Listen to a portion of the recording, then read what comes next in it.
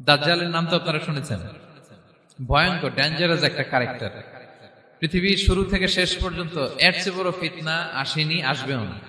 দাজ্জালের ফিতনা। সে তার এক চোখ থাকবে, আরেক চোখ এরকম বন্ধ থাকবে, এখানে লেখা থাকবে কাফারা। কোনোভাবেই তাকে দমানো যাবে না, হত্যা করা যাবে না। আল্লাহ নবী ঈসা আলাইহিস সালাম তাকে হত্যা করবেন। তো যে ব্যক্তি সূরা কাহাফ তেলাওয়াত করবে, সূরা কাহাফের প্রথম 10 আয়াত বিশেষ করে মুখস্থ রাখবে, আল্লাহ তাআলা উসিমা মিন ফিতনাতিদ দাজ্জাল, দাজ্জালের ফিতনা থেকে তাকে বাঁচাবেন। সূরা কাহাফের মধ্যে একটা শব্দ আছে ওয়ালিয়াতালাত্তাফ। যারা কোরআন পড়েছেন দেখে থাকবেন, না দেখলে আজকে বাসায় যে দেখবেন, একটা শব্দ আছে ওয়ালিয়াতালাত্তাফ। দেখবেন কোরআনের মধ্যে এই শব্দটা বোল্ড করা, মোটা কালি দিয়ে লেখা, bold. This is the middle of the holy Quran. এটা কোরআনের একেবারে মাঝখানে এই শব্দটা। এর আগে যত আয়াত, তারপরে ঠিক তত আয়াত। সুবহানাল্লাহি বিহামদিহি। This is the middle of the holy Quran, এবং এটা সূরা কাহাফের মধ্যে আছে। ওয়ালিয়াতালাত্তাফ শব্দটা আপনারা দেখবেন। এবং এই সূরাটা নবুয়তির ৫ম বৎসরে নাজিল হয়েছিল, আবিসিনিয়াতে, হিজরতের পূর্বে। তখন সাহাবীদের উপর, মুসলিম সাহাবাদের উপর কঠিন অত্যাচার চলতেছিল, ভয়ঙ্কর ধরনের অত্যাচার। তো এই সূরাটা নাজিল করে আল্লাহ তাআলা আমাদেরকে সান্ত্বনা দিলেন এবং বুঝাতে চাইলেন, এই অত্যাচার, এই জুলুমের শিকার শুধু তোমরাই হচ্ছ না, এর আগেও হয়েছে অনেকে।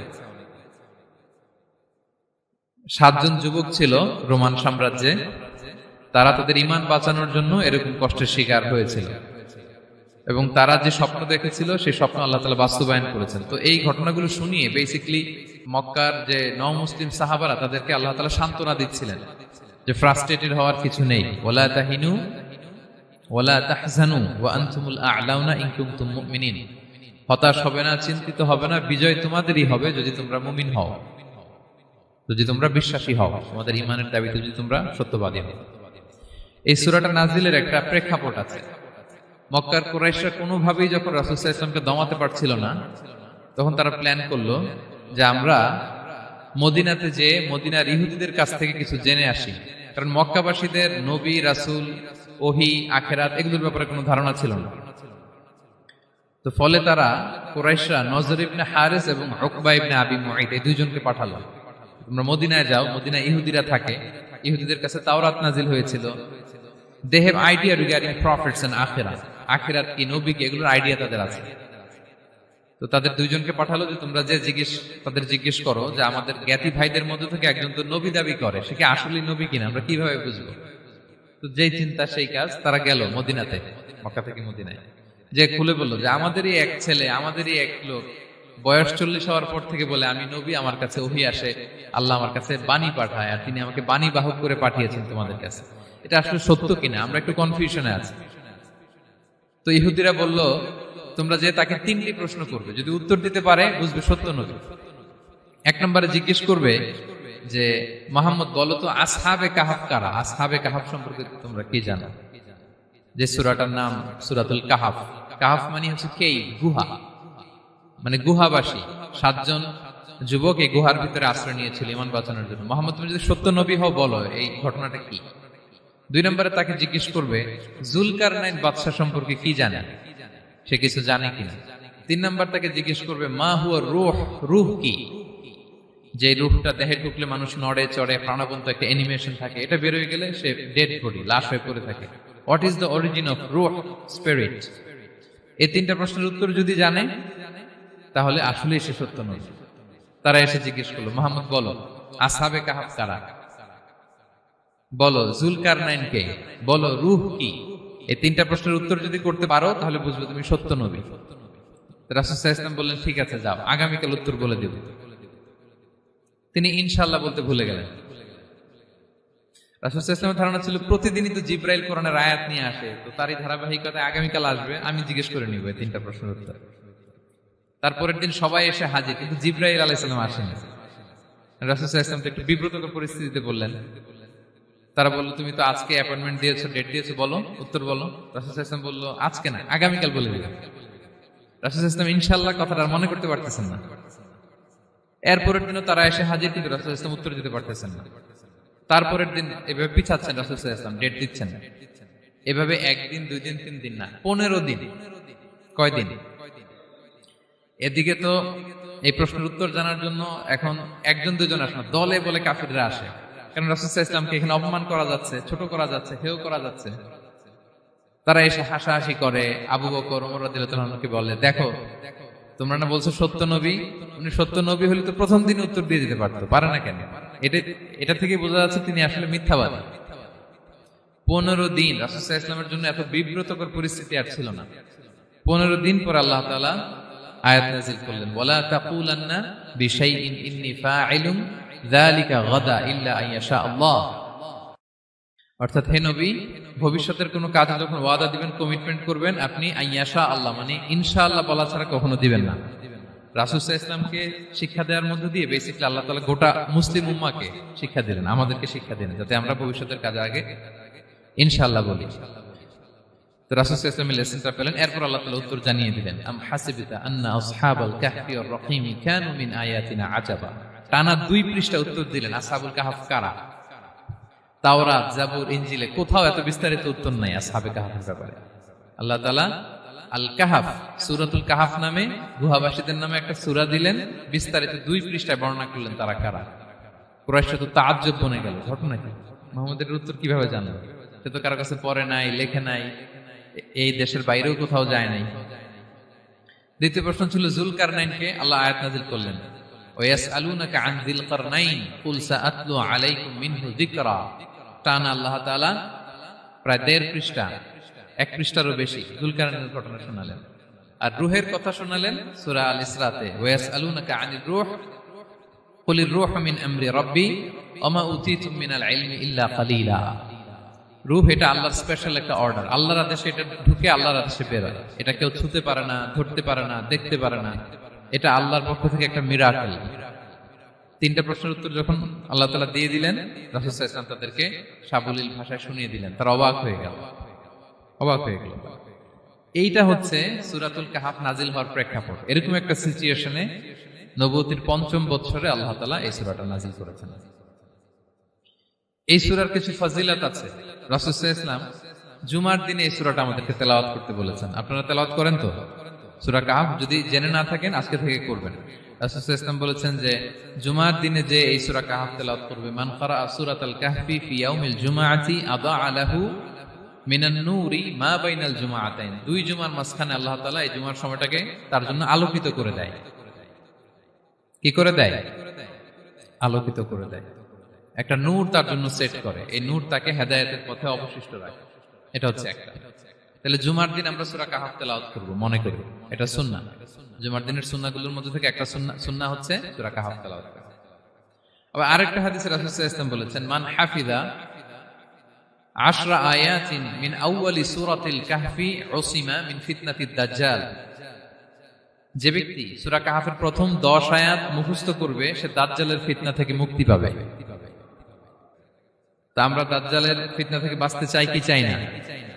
আমরা যেন সূরা কাহফের প্রথম 10 আয়াত মুখস্থ করি, সূরা কাহফ যেন জুমার দিন আমরা তেলাওয়াত করি। So now the question arises, what is the relationship of Suratul Kahf with Dajjal? দাজ্জালের সাথে সূরা কাহফের রিলেশনটার কারণ কি? একটা মেকানিজম তো এখানে আছে। এত সূরা থাকে, রাসূল সাল্লাল্লাহু আলাইহি ওয়াসাল্লাম কেন বলেন যে সূরা কাহফ পড়লে দাজ্জালের ফিতনা থেকে বাঁচবে? কারণটা কি? এর কারণ হচ্ছে দাজ্জাল আমাদেরকে যে সমস্ত জিনিস দিয়ে ফিতনায় ফেলবে, ওই ফিতনাগুলোর সলিউশন আল্লাহ তাআলা সূরা কাহফের ভিতরে রেখে দিয়েছেন।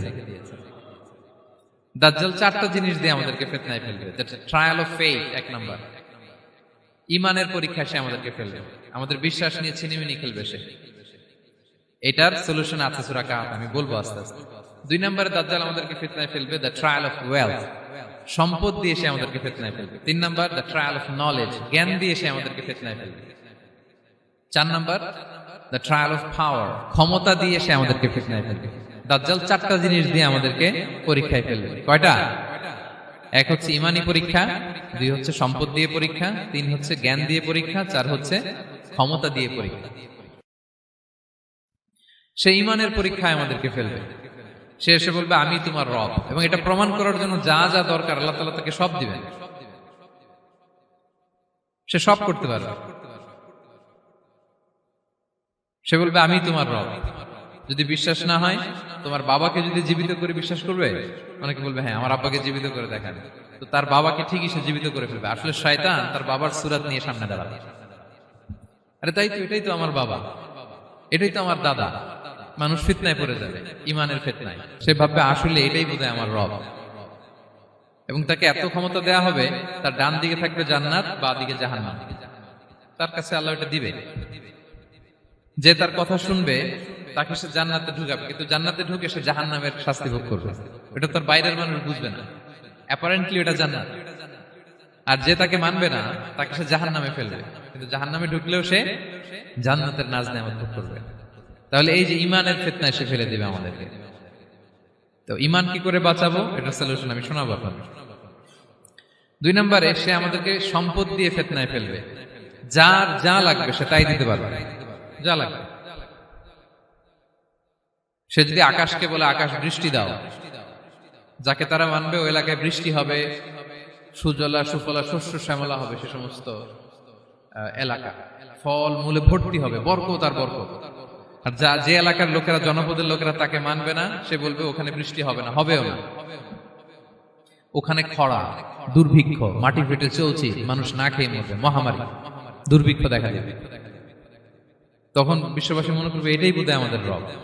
তার মানে সম্পদ দিয়ে ফিতনায় ফেলে দিবে। 3 নম্বর হচ্ছে নলেজ। তার জ্ঞানের কাছে গোটা বিশ্ব হার মানবে। পূর্বের পরের যত জ্ঞান আছে সব আল্লাহ তাকে দিবে। ইলমুল আউয়ালিন ওয়াল আখিরিন। এমন কোন প্রশ্ন নেই যেটা দিয়ে তাকে আটকানো যায়। যাই জিজ্ঞেস করবেন সব জানতা, সব বলে দেয়।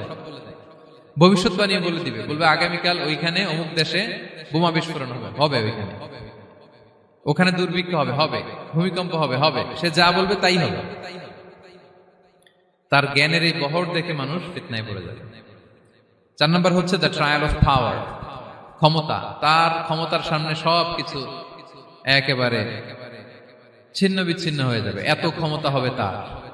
সে যেমনটি বলবে তেমনটি করতে হবে। বাতাসের চেয়ে দ্রুত বেগে সে এক দেশ থেকে আরেক দেশে চলে যাবে। তো তার এই সমস্ত অলৌকিক ক্ষমতা দেখে মানুষ ফিতনায় পড়ে যাবে। এবং এই ফিতনা, এই পরীক্ষার মুহূর্তগুলোতে মানুষ কিভাবে নিজেকে ধরে রাখবে তার সলিউশন আল্লাহ তাআলা সূরা কাহফে দিয়েছেন। এই 4টা ফিতনা থেকে বাঁচার জন্য আল্লাহ সূরা কাহফে 4টা ঘটনা উল্লেখ করেছেন। কয়টা? 1 নাম্বার হচ্ছে আসহাবে কাহফ, যুবকদের ঘটনা, 7 জন যুবকদের ঘটনা। ঈমান কি করে বাঁচাবেন, সলিউশন ওখানে। সম্পদের ফিতনা থেকে কিভাবে নিজেকে বাঁচাবেন, এজন্য একজন বাগানওয়ালার ঘটনা আল্লাহ সেখানে বলেছেন। জ্ঞানের ফিতনা থেকে কি করে বাঁচবেন, এজন্য আল্লাহ তাআলা মুসা আলাইহিস সালাম এবং খিজির আলাইহিস সালামের ঘটনা সেখানে উল্লেখ করেছেন। আর ক্ষমতার ফিতনা থেকে কি করে বাঁচবেন এটা বোঝানোর জন্য আল্লাহ তাআলা যুলকারনাইনের ঘটনা উল্লেখ করেছেন।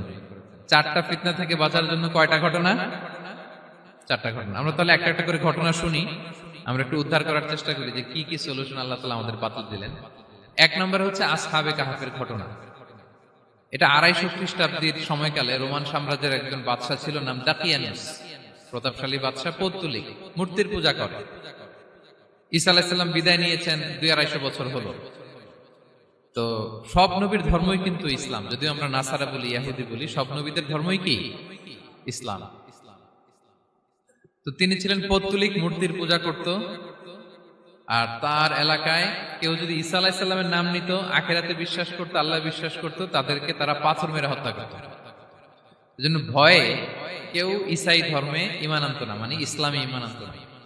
এই রাজার ভয়ে সবাই মূর্তির পূজা করত। কিন্তু 7 জন যুবক ছিল, তারা স্রোতে গা ভাসিয়ে দেয়নি। স্রোতের বিপরীতে তারা ঈমান নিয়ে দাঁড়িয়েছে। তারা ঈসা আলাইহিস সালামের রেখে যাওয়া সত্য ধর্মের উপর ঈমান এনেছিল, আখিরাতে তারা বিশ্বাস করত। তো এই 7 জন যুবকের কথা ছড়াতে ছড়াতে রাজা দাকিয়ানুসের কাছে চলে যায়। উনি তো রেগে মেগে আগুন, ডেকে পাঠালো 7 জনকে। তো তাদেরকে জিজ্ঞেস করলো তোমরা কাকে মানো? বলতেছে এক আল্লাহকে মানি। সাহসী, খুবই সাহসী। বলতেছে তুমি কি জানো তোমরা কার সামনে কথা বলতেছো? আমি তো তোমাদেরকে মৃত্যুদণ্ড দিতে পারি। তারা বলে দেন, কিন্তু আমরা সব বিসর্জন দিলেও ঈমান বিসর্জন দিতে পারবো না। সুবহানাল্লাহ। তিনি বললেন তোমরা যুবক মানুষ, রক্ত গরম, আবেগে কথা বলতেছো, 3 দিন সময় দিলাম, যাও ঈসার নাম ভুলে যাও, আখিরাত ভুলে যাও, আল্লাহর নাম ভুলে যাও। 3 দিন পরে তোমাদেরকে আবার ইন্টারভিউ নেব। ওই দিন যদি একই কথা বলো, পাথর মেরে 7 জনকে দুনিয়া থেকে উড়িয়ে দেবে। তারা চলে গেল। এবার 7 বন্ধু মিলে পরামর্শ করতে লাগলো, কি করতে পারি আমরা, এই গুণে ধরা সমাজকে আমরা কিভাবে বাঁচাবো, এই পৌত্তলিকতার ছোবল থেকে এই ইফসিস নগরীকে বাঁচাবো কি করে। নগরীটার নাম ছিল ইফসিস নগরী। বর্তমানে এটা তুরস্কের ইজমির শহরে অবস্থিত। এখনো জায়গাটা প্রত্নতাত্ত্বিকদের ওই ইয়েতে এটা সংরক্ষিত, এখনো টুরিস্টরা যায়। তো তারা বলল, আমরা ঈমান বিসর্জন দিব না, যদি আমরা ওদের কথা মেনে নিই আমরা তো মুশরিক হয়ে গেলাম, চলো আমরা এক কাজ করি, আমরা এলাকা ছেড়ে দিই। এই 7 যুবক আল্লাহর উপর ভরসা করে তারা বাড়ি ঘর আত্মীয় স্বজন সব ছেড়ে দিয়ে, লোকালয় ছেড়ে দূরে একটা পাহাড়ের ভেতরে আশ্রয় নিল। পাহাড়ের ভেতরে একটা গুহা ছিল, এই গুহা কি আরবিতে বলে আল কাহাফ। কি বলে? এই সূরার নাম কি? সূরাতুল কাহাফ। তো তাদের সাথে সাথে একটা কুকুরও যাচ্ছিল। তারা বারবার তাড়িয়ে দেওয়ার চেষ্টা করতেছিল কুকুরটাকে, যাতে না যায়, কিন্তু কুকুর শুধু কান্না করে তাদের সাথে যাওয়ার জন্য ঘেউ ঘেউ করতেছিল। এই কুকুরটাকেও সাথে নিল। ভালো মানুষদের সাথে থাকলে কি হয় দেখেন, এই কুকুরের কথা, যেহেতু 7 জন ইমানদারের সাথে একটা কুকুর ছিল, এই কুকুরের কথা আল্লাহ সূরাতুল কাহাফে উল্লেখ করে দিয়েছেন। ওয়া কালবুহুম বাসিতুন যিরাআইহি বিল ওয়াসিল। তো তারা ভিতরে গেল, যে প্রচন্ড ক্লান্ত, তারা ঘুমিয়ে পড়ল। কি করলো? এই এক ঘুমে আল্লাহ 309 বছর কাটাই দিলেন। কয়শো 9 বছর? 9 বছর ঘুম, সব ঘুম, প্রচন্ড ঘুম, ঘুম যেন আর কাটে না। 309 বছর পরে এরা জাগলো। এখন খুব ক্ষুধা, ঘুমে আর মোর ভাঙতেছে, আর একজন জিজ্ঞেস করতেছে, কি লম্বা সময় ঘুম দিলাম বোধহয় আমরা? একজন বলতেছে, হ্যাঁ মনে সারাদিনই ঘুমাইছি আমরা। আরেকজন বলতেছে, না না সারাদিন না, দিনের কিছু অংশ হয়তো ঘুমাইছি। আসলে কয় বছর ঘুমাইছে? 309 বছর। তো এদিকে সভ্যতার তো চেঞ্জ। এখানে ওই দাকিয়ানুস মরে, এর ছেলে মরে, এর নাতি মরে, পুতি মরে, এখন 6ষ্ঠ নম্বর রাজা আসছে। প্রজন্মের পর প্রজন্ম তো শেষ। 309 বছরে কমপক্ষে 4-5টা জেনারেশন চেঞ্জ হবে। তো জেনারেশন চেঞ্জ হয়ে, এলাকা চেঞ্জ হয়ে, তারা যে স্বপ্ন দেখেছিল এই ইফসিস নগরীতে কালিমার পতাকা উঠবে, তাদের স্বপ্ন আল্লাহ বাস্তবায়ন করেছেন। 309 বছরের ব্যবধানে এই এলাকার সবাই মুসলিম হয়ে গেছে। আল্লাহ চাইছিলেন ওদেরকে দেখাবে এটা, যে স্বপ্নটা যে বাস্তবায়ন হয়েছে এটা দেখাবে। তো ঘুম থেকে উঠছে, একজনকে তারা বললো যে লুকায় লুকায় চাদর মুড়ি দিয়ে কিছু রুটি নিয়ে আসো বাজার থেকে, যাতে তোমাকে না চিনে। চাদর মুড়ি দিয়ে যাও। কিছু পয়সা ছিল, মুদ্রা দিয়ে দিছে। তো সে যে যখন দোকানদারের কাছ থেকে রুটি নিয়েছে আর মুদ্রা দিছে, দোকানদার বলে, এই মুদ্রা কোত্থেকে আসলো? 309 বছর আগে মালয়েশিয়াতে রিঙ্গিট ছিল কিনা জানি না, যেভাবে ওরা ট্রানজাকশন করতে পারে, যেটা ছিল ওইটা যদি এখন কেউ দেয়, রাজধানী বিলাসে খাবার পাওয়া যাবে? হ্যাঁ। তো রুটিওয়ালা বলে, তুমি বর্তমান সময়ের মুদ্রা দাও, এটা দিচ্ছ কেন? বলতেছে, এটা তো বর্তমান সময়ের মুদ্রা। বলতেছে, এই যে মুদ্রার মধ্যে দেখো কোন সালের সিল দেওয়া, এটা তো শত শত বছর আগে। বলতেছে, কি বলে শত বছর আগে? আমি তো আজকে সকালেই বাজার করলাম, ওই বাজার করে যে টাকাগুলো ছিল ওইটাই তো পকেটে। বলতেছে, বলে কি? নিশ্চয়ই তুমি গুপ্তধনের সন্ধান পেয়েছো, হিডেন ট্রেজার। বলো। মানে তার সাথে এদের কথাবার্তা কিছু মিলতেছে না। পরে তাকে ধরে ওই সময়কার রাজার কাছে নিয়ে গেছে। ওই রাজা আবার মুসলিম, সবাই মুসলিম তখন। সে যা বলে এরাও কেউ বিশ্বাস করে না, এরাও যা বলে এও বিশ্বাস করে না। আর এলাকা, এর বাড়িঘর আসবে কোত্থেকে? এর নাতি পুতি যা আছে 5-6 পুরুষ তো মরে সবাই কবরে। তখন তার কথা শুনে সবাই অবাক। তো এটা মিলানোর জন্য তারা 309 বছর আগের দাকিয়ানুস বাদশার সরকারি যে নথিপত্র, ওই পুরাতন ছিঁড়া নথিপত্র তারা বের করলো। বের করে দেখে ঠিকই দাকিয়ানুস নামে এক বাদশা ছিল, আর অনেক শত শত বছর আগে মোস্ট ওয়ান্টেড 7 জন যুবক ছিল, যাদের ব্যাপারে এক্সিকিউশনের অর্ডার ছিল। এখন দেখে তারা অবাক। লম্বা ঘটনা আমি শর্ট করে বলতেছি। পরে সবাই মিলে তাকে সহ ওই গুহায় গেল। গুহায় যাওয়ার পরে সে বাকিদেরকে ডাকতে গুহার ভিতরে ঢুকলো। আল্লাহ তাআলা 7 জনকে ওইখানে মৃত্যু দিয়ে দিলেন। চিরকালের জন্য এই 7 জন ঘুমায় পড়লো। আর এলাকাবাসী, রাজা সহ এখানে তারা একটা মসজিদ নির্মাণ করলো। This is the story of আসহাবে কাহাফ। তো এলাকাবাসী যদিও মুসলিম হয়েছিল, কিন্তু আখিরাতের ব্যাপারে তাদের একটা সন্দেহ ছিল, যে আসলে মানুষ মরার পরে কি আবার জীবিত হবে? মৃত্যুবরণ করার পরে আবার মানুষ জীবিত হবে? তাদের মনের মধ্যে একটা সন্দেহ ছিল যে আসলে মারা গেলে মানুষ আবার উঠতে পারে। তাদের এই সন্দেহ দূর করার জন্য আল্লাহ তাআলা এই 7 জনকে 309 বছর ঘুম পাড়িয়ে আবার জীবিত করলেন। সুবহানাল্লাহ বিহামদিহি।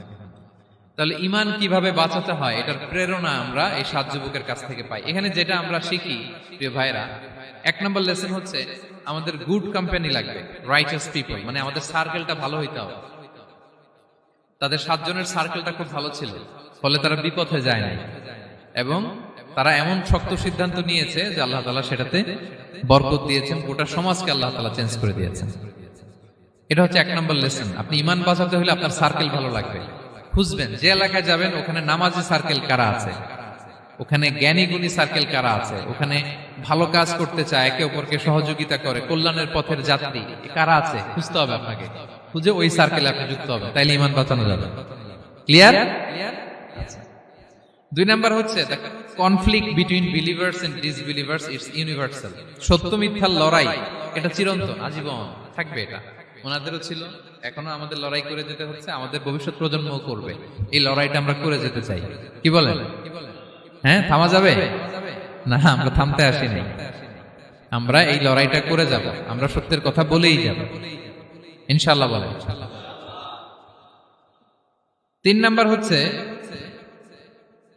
যে লেসনটা আমরা পাই, অনেকগুলো লেসন, আমি খুব প্রেসাইজলি বলতেছি। যুবকরা চাইলে একটা সমাজকে পাল্টে দিতে পারে। এই পৃথিবীতে যত বড় বড় বিপ্লব হয়েছে এগুলো যুবকরা এনেছে। তারা হচ্ছে সভ্যতা গড়ার কারিগর। আসহাবে কাহাফ আমাদের এই সময়ের নওজওয়ানদের জন্য প্রেরণা, তারা আমাদের জন্য প্রেরণার বাতিঘর। তারা যেমনি ঈমানকে রক্ষা করেছে, আমাদের যুবকরা চাইলেও তাদের ঈমানি চেতনাতে স্পিরিট দিয়ে সমাজটাকে পাল্টে দিতে পারে। কি বলেন? এখানে বেশিরভাগই তো যুবক। হ্যাঁ, গুড সার্কেলে থাকবেন তো আপনারা? সত্যের পক্ষে সবাই থাকবেন তো? আল্লাহ তাআলা কবুল করুন। আচ্ছা, এবার 2 নাম্বার ছিল সম্পদের ফিতনা, কিভাবে বাঁচবেন। আসহাবে কাহাফের পরে সূরা কাহাফে আল্লাহ তাআলা একজন বাগানওয়ালার ঘটনা বলেছে। 2 জন বন্ধু, একজন একটু গরিব, সে বিশ্বাসী, আরেকজন ধনী, সে অবিশ্বাসী। তাকে আল্লাহ তাআলা বিশাল বড় খেজুরের বাগান আর আঙ্গুরের বাগান দিয়েছেন, বিশাল বড়, অনেক বড় বিজনেস ম্যাগনেট। তো এই সম্পদের অহংকার সে করত। সে প্রায় তার গরিব বন্ধুকে বলতো যে তোর চেয়ে আমার সম্পদও বেশি, সন্তানও বেশি, জনবল বেশি, লোকবল বেশি, অর্থবল বেশি, সব বেশি। অহংকারে তার পা মাটিতে পড়তো না। আর সে আখিরাতে অবিশ্বাস করত এবং সে বলতো যে এই সম্পদ আমারে বাঁচাবে, চিরকাল আমাকে স্মরণীয় করে রাখবে, এই সম্পদ কোনোদিন যাবে না। অনেক বড় বড় ধনীরা আছে, তারা এরকম মনে করে যে আমি এত বড় সিআইপি, হ্যাঁ, আমি এত বড় বিজনেস ম্যাগনেট, এই দিন বোধহয় আর চেঞ্জ হতে পারে না, আমার আজীবনই বোধহয় এত পাওয়ার থাকবে, এত সম্পদ থাকবে। এটা ভুল ধারণা। এটা কি ভুল ধারণা? এই যে তুরস্কে দুর্ভিক্ষ হইল না, আপনারা দেখছেন না যে অনেক সম্পদের মালিক বাড়ি ঘর ভেঙে রাস্তার ফকির। এখন ওই যে ডিফিউজিদের জন্য যে খাবার আসছে ওখানে লাইনে দাঁড়াইছে, কারণ এখন লাইনে না দাঁড়ালে খাবারও তো মিলবে না। 1000 কোটি টাকার মালিক ছিল, ভেঙে চুরে সব শেষ। এখন রিলিফের নেওয়ার জন্য দুস্থদের কাতারে ওখানে দাঁড়াইছে, কারণ দাঁড়াইলেই কিছু খাবার পাওয়া যাবে, খিচুড়ি পাওয়া যাবে, তা না হলে তো খাবারটাও মিলবে না। এই যে বঙ্গবাজারে আগুন লাগলো আমাদের বাংলাদেশে, 20টা-25টা দোকান ছিল অনেকের যাদের অন্যান্য বিজনেস আছে তারা হয়তো সার্ভাইভ করতে পারতেছে, কিন্তু এমন অনেক ব্যবসায়ী ছিল সব শেষ, জ্বলে পুড়ে তার টাকা পয়সা পুঁজি স্বপ্ন সব শেষ। তো ধনীকে গরিব বানাতে আল্লাহর 1 সেকেন্ডও লাগে না।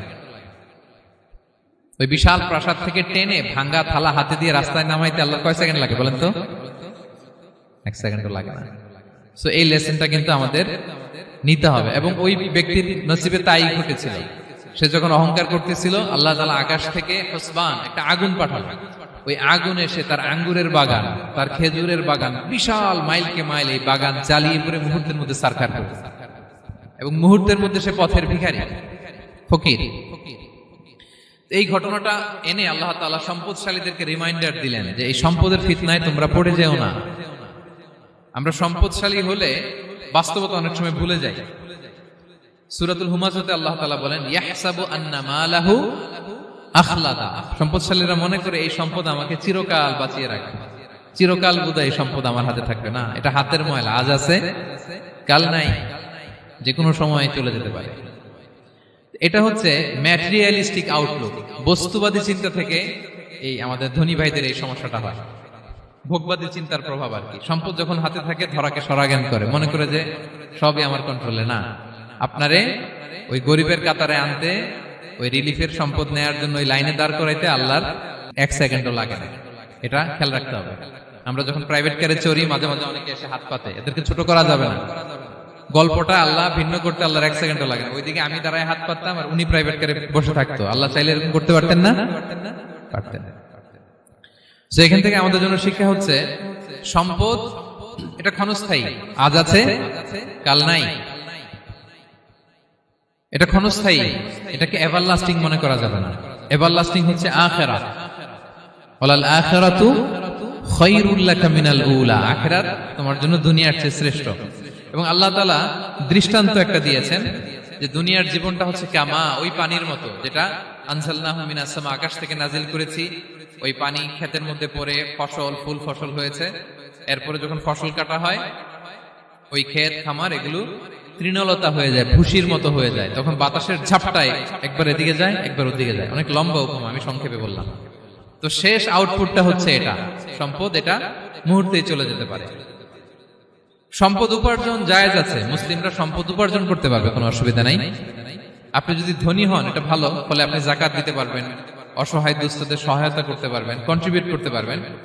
আপনি সম্পদ হাতের মুঠোয় নেবেন, কন্ট্রোল করবেন, কিন্তু এই দিকে স্থান দিবেন না। দ্যাটস ইট, তাহলেই হবে। আমরা সম্পদ কি করতে পারবো? উপার্জন করতে পারবো, কিন্তু হৃদয়ে স্থান দিতে পারবো না। হৃদয়ে স্থান থাকবে আখিরাতের। এই মাইন্ডসেট যদি আপনি গড়ে তোলেন, তাহলে সম্পদের ফিতনা আপনি কখনো পড়বেন না। এই পয়েন্টটা কি ক্লিয়ার সবার? ক্লিয়ার। 3 নাম্বার ফিতনা ছিল কিসের ফিতনা? দেখি কে বলতে পারে। প্রথমটা হচ্ছে বিশ্বাস বা ঈমানের ফিতনা, 2 নাম্বার হচ্ছে সম্পদের ফিতনা, 3 নাম্বার জ্ঞানের ফিতনা। জ্ঞানেরও কিন্তু ইলমেরও একটা গরম আছে। যার ইলম আছে তার মধ্যে এই সমস্যাটা কাজ করে। সেটার জন্য আল্লাহ তাআলা মুসা আলাইহিস সালাম, খিজির আলাইহিস সালামের ঘটনা বলেন। আমি খুব সংক্ষেপে বলবো, সময় কম। মুসা আলাইহিস সালাম হচ্ছে বনি ইসরাইলের নবী, আর খিজির আলাইহিস সালাম কেউ বলেছেন নবী, কেউ বলেছেন আল্লাহর ওলি। আসলে আরবিতে ওনার নাম খদির, আমরা বাংলায় বলি খিজির। খদির মানে সবুজ।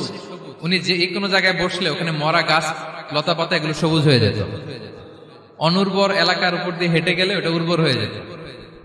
তো মুসা আলাইহিস সালাম একবার ওয়াজ করতেছেন এইভাবে বনি ইসরাইলের সামনে, খুতবা দিচ্ছেন। হঠাৎ এক লোক দাঁড়ায় বলে, ইয়া নবী আল্লাহ, মান আ'লামু ফিল আরদ, বর্তমান পৃথিবীতে সবচেয়ে জ্ঞানী কে? মুসা আলাইহিস সালাম বলেন, ফাকালা আনা, আমি। কি বললেন? উনি আসলে ভুল কিছু বলেন নাই, কারণ প্রত্যেক জামানার নবীকেই আল্লাহ তাআলা সবচেয়ে বেশি জ্ঞান দিয়ে পাঠান, কারণ তার কাছে ওহীর জ্ঞান আসে, অদৃশ্যের খবর আসে, ইলমুল গায়ব আসে। কিন্তু এই উত্তরটা আল্লাহ তাআলার পছন্দ হয় না। আল্লাহ তাআলা চাচ্ছিলেন মুসা যদি বলতো আল্লাহ তাআলাই জানে কে জ্ঞানী বা আল্লাহই সবচেয়ে জ্ঞানী, এরকম হলে ভালো হতো। কিন্তু মুসা আলাইহিস সালাম কি বলছে? আমি। এখন প্রশ্ন করলো সবচেয়ে বড় জ্ঞানী কে? উনি কি বললেন? আমি। এই যে আমি এটাতে ঝামেলা আছে। আমি বড়, আমি জানি, আমি সব। This is problematic. আল্লাহ এটা পছন্দ করলেন না। আল্লাহ তাআলা মুসা আলাইহিস সালামকে বললেন, মুসা তুমি যে বলছো তুমি জ্ঞানী, না তুমি জ্ঞানী না, তোমার চেয়ে বড় জ্ঞানী আছে। মুসা আলাইহিস সালাম বলে, তাই নাকি? আমার চেয়ে বড় জ্ঞানী কে? তো আল্লাহ তাআলা বললেন, ইযহাব ইলা মাজমাইল বাহরাইন, 2 সাগর বা 2 নদীর মিলনস্থলে যাও, ওখানে আমার এক বান্দা আছে তোমার চেয়েও জ্ঞানী। মুসা আলাইহিস সালাম বললেন, তাই নাকি? তো আল্লাহ, আমি কিভাবে চিনি উনি কোথায় থাকে, কিভাবে বুঝবো? আল্লাহ বললেন, একটা বড় মাছ নাও, এটাকে ফ্রাই করো, এটাকে ফ্রাই করে একটা ঝুড়ির ভেতরে নাও, যেখানে এই মাছটা সাগরে ঢুকে যাবে ওখানে আমার বান্দাকে পাবে। তো উনি ওনার সহযোগী ইউশা ইবনে নুনকে নিয়ে হাঁটতে লাগলেন। হাঁটতে হাঁটতে এক জায়গায় ক্লান্ত হয়ে পাথরের পাশে বিশ্রাম নিলেন। ওই পাথর থেকে আবার এক ধরনের পানি বের হয়, এই পানিটারে বলে আবে হায়াতের পানি, মাউল হায়াত, জীবন নদীর পানি। এই পানি কোনো মৃত প্রাণী বা বস্তুর গায়ে লাগলে ওটা জীবিত হয়ে যায়। তো ওনারা পাথরে হেলান দিয়ে বিশ্রাম নিচ্ছিলেন। ওই পানি ওই ফ্রাই করা মাছের গায়ে লাগার সাথে সাথে মাছ জীবিত হয়ে ঝুড়ি থেকে বের হয়ে সাগরে ঢুকে গেছে। ওনারা আর খেয়াল করেন না।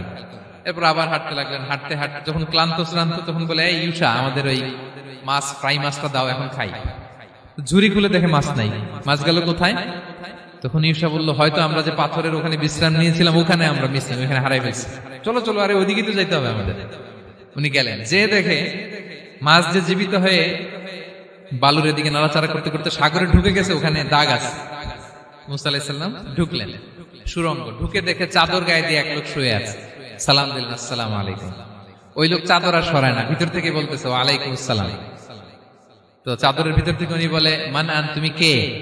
মুসা আলাইহিস সালাম বললেন আনা মুসা, আমি মুসা। উনি বলেন মুসা বনি ইসরাইল, বনি ইসরাইলের মুসা? বলেন হ্যাঁ। কেন এসেছো? এবার চাদর খুললেন, বলতেছে আপনার কাছ থেকে কিছু শিখতে আসছি। আল্লাহ বলছে আপনি নাকি সবচেয়ে বড় জ্ঞানী। আমি ভুল করে বলে ফেলছিলাম আমি, আল্লাহ বলছেন যে আপনি নাকি জ্ঞানী। বলতেছে না, তুমি আমার জ্ঞান নিতে পারবে না, ওই ধৈর্য শক্তি তোমার নাই।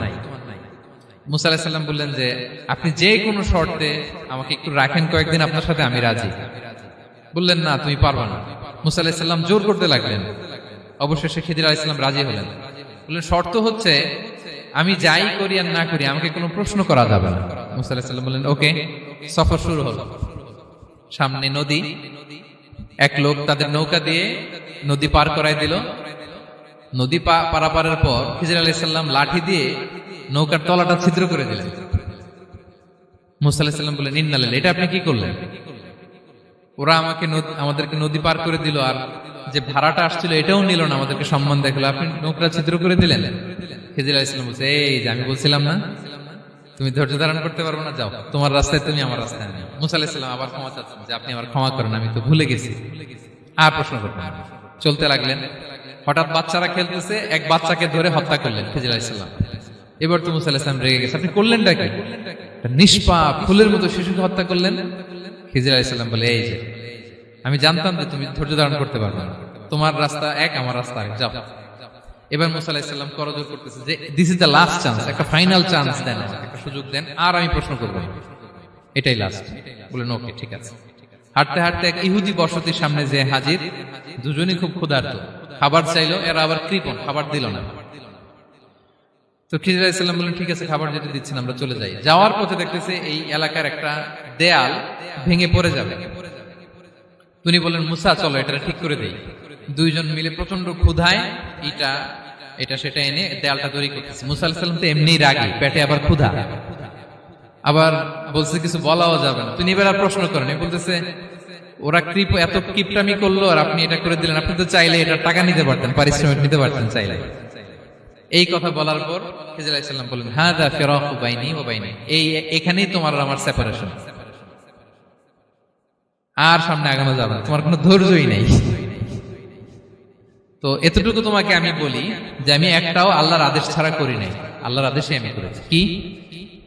এক নম্বর হচ্ছে ওই যে আমাদের ভাড়া নিতে চাইলো না, আমাদেরকে পার করে দিল, নৌকাটা ছিদ্র করেছি কারণ এই এলাকায় একজন জালিম বাদশাহ আছে, সে নৌকা পেলেই গরিব মাঝিদের নৌকা সিজ করে নিয়ে যায়।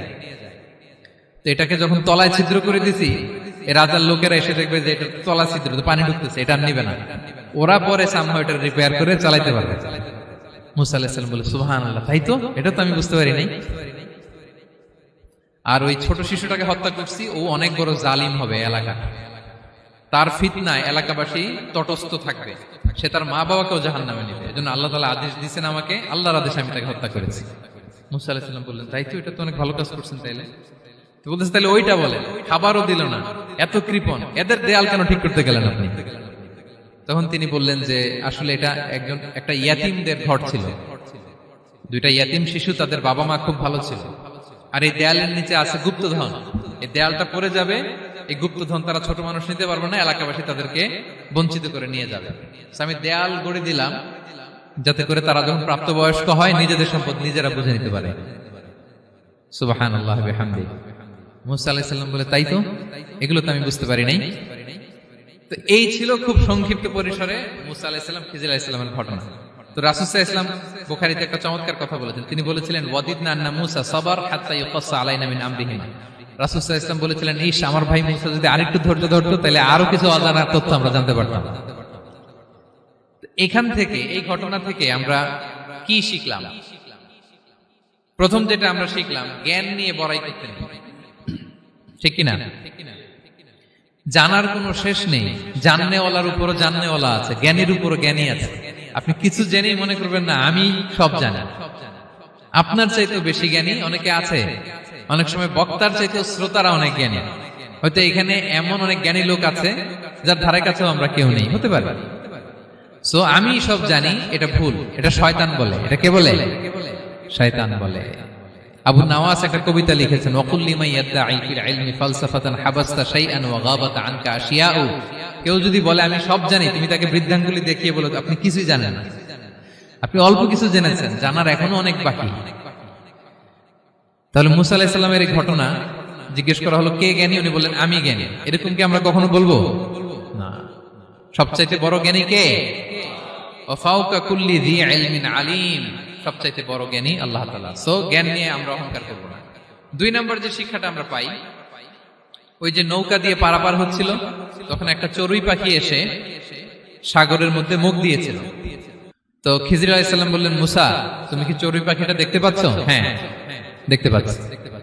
চড়ুই পাখিটা যে সাগরে মুখ দিয়ে দেখতে পাচ্ছ? হ্যাঁ দেখতে পাচ্ছি। তখন খিজির আলাইহিস সালাম বললেন, চড়ুই পাখিটা সাগরে মুখ দিয়ে পানি খাওয়ার পরে চড়ুই পাখির ঠোঁটে বা চঞ্চুতে যতটুকু পানি লেগে আছে, এই পানিটা হচ্ছে তোমার আমার এবং মহাবিশ্বের আমাদের সকলের জ্ঞান, আর এই মহাসাগরের সকল পানি হচ্ছে আল্লাহ তাআলার জ্ঞান। আল্লাহ তাআলা বলেছেন, ওমা উতিতু মিনাল ইলমি ইল্লা কালিলা, আমি তোমাদেরকে একেবারে অল্প জ্ঞান দিয়েছি, একেবারে অল্প। এই রহস্যে ঘেরা এই মহাবিশ্বের অনেক কিছু আমাদের অজানা। প্রিয় ভাইরা, আমরা অনেক কিছু জানি না, আমাদের এই লিমিটেড নলেজ এগুলো ধরে না, তারপর আমরা জ্ঞানের বড়াই করি। আপনারা উপমাটা বুঝতে পারছেন? একটা নৌকা থেকে চড়ুই পাখি ঠোঁট দিয়ে পানি খাচ্ছে, পানি খাওয়ার পরে স্বভাবতই চড়ুই পাখির ঠোঁটে একটু পানি তো লাগবে। খিজির বললেন যে এই পানিটা হচ্ছে তোমার আমার পৃথিবীর সবার জ্ঞান, আর এই সাগরের বাকি পানিগুলো কার জ্ঞান? এবার বুঝতে পারছেন আল্লাহ তাআলার জ্ঞানের পরিধি। আমরা জ্ঞান নিয়ে যেন কখনো কি না করি, বড়াই না করি। জ্ঞান 2 ধরনের, একটা বাহ্যিক জ্ঞান, একটা অন্তর্নিহিত জ্ঞান। External knowledge, internal knowledge. আমরা যখন কোরআন হাদিস পড়ি আমাদের বাহ্যিক জ্ঞান অর্জন হয়। কোরআন হাদিস পড়লেই আপনি জ্ঞানী হয়ে যান। এটা কোরআন হাদিস পড়তে হয়, এটা ডাইজেস্ট করতে হয়, এটার উপর আমল করতে হয়। এই জ্ঞান অর্জন শেষে এরপরে আল্লাহর প্রিয় বান্দাদেরকে আল্লাহ অন্তরে ইলমের নূর দেন, ইলহাম দেন। That is the knowledge, that is the pure knowledge. আপনি হাফেজে কোরআন হয়ে ভাবেন না আপনি সব জানেন, আপনি বুখারী মুখস্থ করে ভাবেন না সব জানেন। এই সব জ্ঞান অর্জন করার পরে ইলমের নূর হাসিল হয়, সেটা আল্লাহ সবারে দেয় না। সো এই অন্তর্নিহিত জ্ঞান, দূরদৃষ্টি, farsightedness, that is the pure knowledge. এটার জন্য বছরের পর বছর, যুগের পর যুগ সাধনা করতে হয়। সেটার জন্য এই জ্ঞান অর্জনের জন্য 3টা জিনিস করতে হয় ইলমের নূর অর্জনের জন্য। কয়টা? 1 হচ্ছে বিনয়, 2 হচ্ছে সফর, 3 হচ্ছে সবর। আবার বলি, 1 হচ্ছে বিনয়, 2 হচ্ছে সফর, 3 হচ্ছে সবর। আল্লাহ তাআলা আল্লাহর নবীকে তাওরাত দেওয়ার পরেও আরো ট্রেনিং সেশন করাইছেন খিজির আলাইহিস সালামের কাছে। যাও ওনার কাছে গেলে তুমি ছোট হবা, নত হবা। জ্ঞান যদি আমি নিতে চাই আমাকে ছোট হইতে হবে। ধরেন একটা গ্লাস থেকে একটা খালি গ্লাসে পানি ঢালবো, তো যেটাতে নেওয়া হবে এটা উপরে থাকলে হবে? যেই গ্লাসটার মধ্যে পানি আছে এটা উপরে থাকবে, ওইটা ব্ল্যাঙ্ক গ্লাসের মধ্যে পড়বে। আপনি নলেজ ইলম নিতে চাইলে আপনাকে নিচে থাকতে হবে, উনি উপরে থাকবে। আপনার শায়েখ আপনাকে দিবে, আপনার উস্তাদ আপনাকে দিবে, আপনার মুর্শিদ আপনাকে দিবে। বুঝতে পেরেছেন? তাহলে আমাদেরকে হাম্বলনেস লাগবে। শিখতে হইলে হাম্বল হইতে হয়, বিনয়ী হইতে হয়। আচ্ছা, 2 নাম্বার সফর করতে হয়। এটা আল্লাহ মুসা আলাইহিস সালামকে দিয়ে করাইছেন, যাও পিছে পিছে উস্তাদের পিছে পিছে ঘুরো। তো এজন্য সফর করতে হয়। এখন ঘরে বসে অনেক কিছু জানা গেল, উস্তাদের সান্নিধ্য লাগে, সফর করতে হয়। আমাদের ক্লাসিক আলেমরা হাদিস কালেকশনের জন্য শহরকে শহর সফর করতেন। এখনো আমাদের আলেমরা দেওবন্দে যায়, মিশরে যায়, মদিনায় যায়। এখানকার মালয়েশিয়ান স্টুডেন্টরাও দেশে বিদেশে যে নলেজ অর্জন করে। সফর আপনাকে লাগবে। তাহলে বিনয়, সফর, 3 নম্বরে কি? সবর। ধৈর্যশীল হইতে হবে। দেখেন মুসা আলাইহিস সালাম বারবার প্রশ্ন করে ফেলতেছেন, বারবার ওয়াদা ভঙ্গ করতেছেন। এরকম করলে হবে না, ধৈর্য লাগবে। ধৈর্যের বলে বলিয়ান হলে তখনই আপনার মধ্যে ইলম আসবে। তাহলে জ্ঞানের ফিতনায় পড়ার আর আমাদের কোনো সম্ভাবনা আছে? আমরা বিনয়ী হব, আমরা জ্ঞান আল্লাহর দিকে ফিরাই দেব। আমরা বলবো উনি সবচেয়ে ভালো জানেন। পারা যাবে তো ইনশাআল্লাহ? আচ্ছা, আমি একেবারে শেষ পর্যায়ে চলে আসছি, 2 মিনিটের মধ্যে শেষ করে দিচ্ছি। 3 নাম্বার ছিল কিসের ফিতনা? 4 নাম্বার ক্ষমতার ফিতনা। এই ফিতনা থেকে বাঁচার জন্য সর্বশেষ আল্লাহ তাআলা যুলকারনাইনের ঘটনা বলেছেন। অনেক বড় বাদশা ছিলেন, পৃথিবীতে 4 জন বাদশা গোটা বিশ্ব শাসন করেছেন। 2 জন কাফির, 2 জন মুমিন। কাফির একজন হচ্ছে নমরুদ, যিনি ইব্রাহিম আলাইহিস সালামকে আগুনে ফেলেছিলেন। আরেকজন হচ্ছে বখতে নাসার, যাকে ইংরেজিতে বলে নেবুচারনেজার দ্য সেকেন্ড, দ্বিতীয় নেবুচারনেজার। তারা কোনো নির্দিষ্ট এরিয়ার বাউন্ডারির বাদশা না, গোটা বিশ্বের বাদশা ছিলেন। এই 2 জন কাফির। আর 2 জন বাদশা ছিলেন গোটা বিশ্বকে শাসন করেছেন, তারা ছিলেন মুমিন। একজন হচ্ছে সুলাইমান আলাইহিস সালাম, আল্লাহর নবী। আরেকজন হচ্ছে যুলকারনাইন, গোটা বিশ্ব শাসন করেছেন, প্রাচ্য থেকে পাশ্চাত্য সব জায়গায় তিনি গিয়েছেন, ইসলামের বাণী প্রচার করেছেন, জালিমদেরকে শায়েস্তা করেছেন। তো এরকম দিক বিদিক তিনি জয় করতেছিলেন। অনেকে জুলকারনাইনকে আলেকজান্ডার দ্য গ্রেটের সাথে গুলিয়ে ফেলে না। ম্যাসিডোনিয়াতে যে আলেকজান্ডার দ্য গ্রেট ছিল, উনি আর জুলকারনাইন এক নন। জুলকারনাইন হচ্ছে আল্লাহ তাআলার প্রিয় একজন বান্দা, অনেক বড় সাহসী বীর পুরুষ ছিলেন, গোটা বিশ্বে ইসলাম প্রচার করেছেন। করতে করতে করতে করতে অনেক বড় ঘটনা, আমি সব শেষের ঘটনাটা বলি। উনি জর্জিয়া, বর্তমান যে জর্জিয়ার তিবলিসি এরিয়া, এখানে এসে একটা এলাকার সন্ধান পেলেন, যারা ওনাকে এসে বলল যে এখানে একটা জঙ্গলি গ্রুপ আছে যাদের নাম ইয়াজুজ মাজুজ, তারা এসে আমাদের উপর হামলা করে। হে জুলকারনাইন, আমরা আপনাকে ট্যাক্স কালেক্ট করে দিচ্ছি, আপনি তাদের মাঝে আর আমাদের মাঝে একটা প্রাচীর তৈরি করে দেন। আপনারা ইয়াজুজ মাজুজের নাম শুনেছেন না? ইংরেজিতে বলে গগ ম্যাগগ। নূহ আলাইহিস সালামের 4 সন্তান ছিল, হাম, সাম, ইয়াফাস, কানাআন। এই ইয়াফাসের বংশধর হচ্ছে ইয়াজুজ মাজুজ, জঙ্গলি, হাজার হাজার শুধু বংশ বিস্তার করে।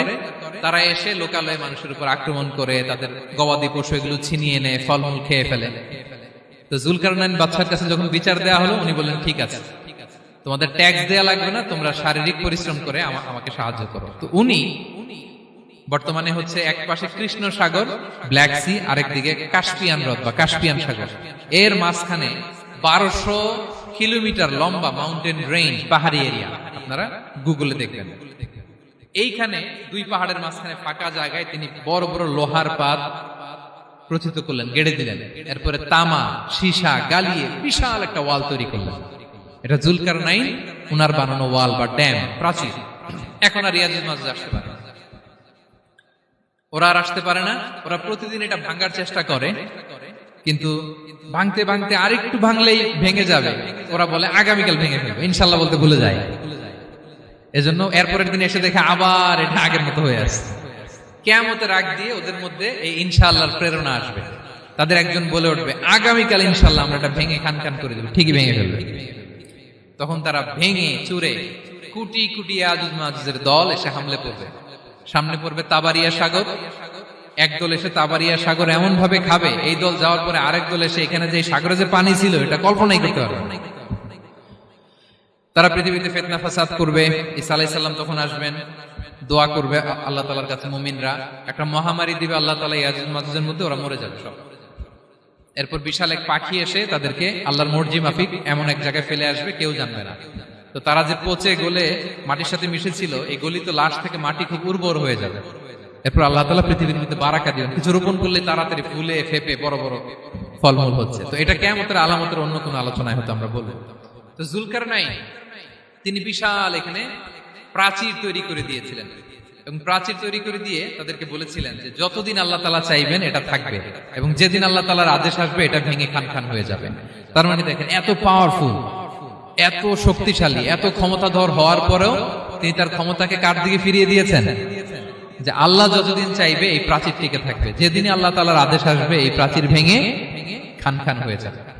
সো আমরা ক্ষমতার দেখা পেলে, চেয়ার একটা পেলে, আমরা যেন জালিম হয়ে না উঠি, এটা হচ্ছে এখান থেকে শিক্ষা। আমরা যেন জুলুম না করি।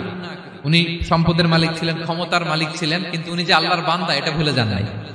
আমরা যখন ক্ষমতাশীল হই, আমরা যখন প্রধানমন্ত্রী হই, আমরা যখন প্রেসিডেন্ট হই, আমরা যখন পাওয়ারফুল হই, আমাদের সবচেয়ে বড় পরিচয় যে আমরা আব্দুল্লাহ, আল্লাহর গোলাম, এটা আমরা ভুলে যাই। আমাদের আসল পরিচয় কি? আমরা আল্লাহর গোলাম। আমরা যে আল্লাহর গোলাম, এই চিন্তাটা, এই সেন্সটা যদি আমাদের মাথায় থাকে, তাহলে ক্ষমতা আমাদেরকে দাম্ভিক বানাতে পারে না, আর ওই ক্ষমতা আমাদেরকে ফিতনায়ও ফেলবে না। তাহলে সম্মানিত সুধী, দাজ্জাল কয়টা জিনিস দিয়ে আমাদেরকে ফিতনায় ফেলবে? 4টা। দ্য ট্রায়াল অফ ফেইথ, ইমানের পরীক্ষা; দ্য ট্রায়াল অফ ওয়েলথ, সম্পদ দিয়ে পরীক্ষা; দ্য ট্রায়াল অফ নলেজ, জ্ঞানের পরীক্ষা; দ্য ট্রায়াল অফ পাওয়ার, ক্ষমতার পরীক্ষা।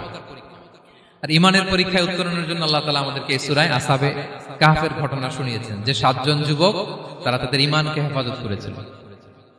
সম্পদের ফিতনা থেকে বাঁচানোর জন্য আল্লাহ তাআলা আমাদেরকে এক বাগানওয়ালার কাহিনী জানিয়েছেন, যে সম্পদ পেয়ে তোমরা দাম্ভিক হয়ে যাও না, এটা আজ আছে কাল থাকবে না। জ্ঞানের পরীক্ষা থেকে আমাদের মুক্তির জন্য আল্লাহ তাআলা অনেক বড় করে আল্লাহ নবী মুসা আলাইহিস সালাম এবং খিজির আলাইহিস সালামের ঘটনা শুনিয়েছেন, আমাদের বুঝিয়েছেন যে আমাদেরকে বিনয়ী হতে হবে, জ্ঞানের জন্য সফর করতে হবে এবং সবর করতে হবে। সব শেষে আল্লাহ তাআলা ক্ষমতার ফিতনা থেকে বাঁচানোর জন্য ক্ষমতাধর, আমরা তো একটা দেশের মালিক হই এখন, অমুক দেশের প্রেসিডেন্ট, অমুক দেশের প্রধানমন্ত্রী, উনি গোটা বিশ্বের প্রতাপশালী রাজা ছিলেন জুলকারনাইন। তারপরেও উনি যে আব্দুল্লাহ, উনি যে আল্লাহর গোলাম, এটা তিনি ভুলে যাননি। তাহলে এইভাবে যদি আমরা এই ফিতনাগুলো থেকে বাঁচার চেষ্টা করি, তাহলে এই ফিতনা থেকে আমরা বেঁচে থাকতে পারবো। এবং দাজ্জাল যদি এই মুহূর্তেও আসে, সে আমাদেরকে বিভ্রান্ত করতে পারবে না। পারবে? পারবে না ইনশাআল্লাহ। ইনশাআল্লাহ বলেন। আর ভবিষ্যতের সব কাজের আগে আমরা সবসময় কি বলবো? মনে থাকবে সবার? আল্লাহ তাআলা আমাদের সবাইকে কথাগুলো বোঝার ও আমল করার তৌফিক দান করুক। হাযা মা ইনদি ওয়াল ইলমু ইনদাল্লাহ আলাইহি তাওয়াক্কালতু ওয়া ইলাইহি উনীব। ওয়াসসালামু আলাইকুম ওয়া রাহমাতুল্লাহি তাআলা ওয়া বারাকাতুহু।